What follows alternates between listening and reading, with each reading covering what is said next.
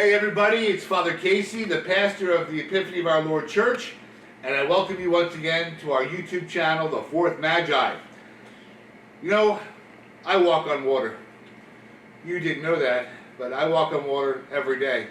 When I get into the tub and the shower puts water in the bottom of the tub, I'm walking on it. That's me walking on water. But seriously, this gospel this Sunday is about walking on water. It's about the apostles struggling with the wind and the waves and the turbulent lake of Galilee, and Jesus casually walking towards them in their time of need. And Peter, who is so impetuous, says to Jesus as he's walking, "Lord, if it's you, well then tell me to come out and walk on the water with you." And so Jesus says, "Come."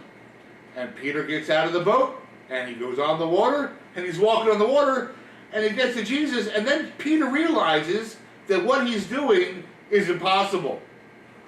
That he's walking on the water of Lake Galilee. And so he starts to question. He's no longer thinking about that Jesus has got him walking on the water. He's now questioning the wind and the waves and the physics and the science of this, and so he begins to sink.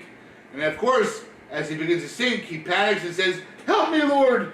And he reaches out his hand, and Jesus reaches out and grabs him and says, "Why did you doubt, you of little faith?" Well, why did he doubt? He doubted because he's walking on water. He's doing the impossible. How is that even possible? So Jesus must have said that with the most loving tone of voice. "Why did you doubt?" And then they get back in the boat. But you know what? Peter is an example to all of us because, first of all, Peter was the only one willing to take the risk of getting out of the boat. The other 11, they stay in the boat. They're like, "You know what? You go ahead, Peter. You get out there. We're not going out there with you." And they never even go out there when they see that Peter is actually walking on the water. So Peter took the risk. But you know what? The wind and the waves, life happened to him, and he panicked and he began to doubt. And that's you and I. You know, we're trying to live this life as a Christian, as a disciple every day. And there's so many days where the wind is blowing against us, and it seems like the waves are going over our boat, and we're getting swamped. And we just seem overwhelmed by this boat ride of life. And you know what? Peter began to sink.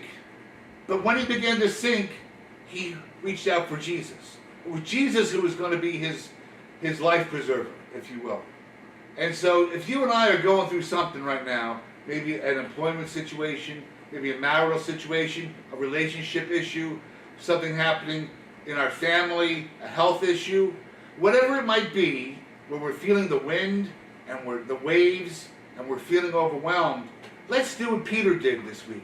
Let's reach out our hand and say, "Lord, help me." And he will.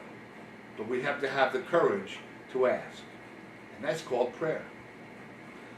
God bless you and have a great week.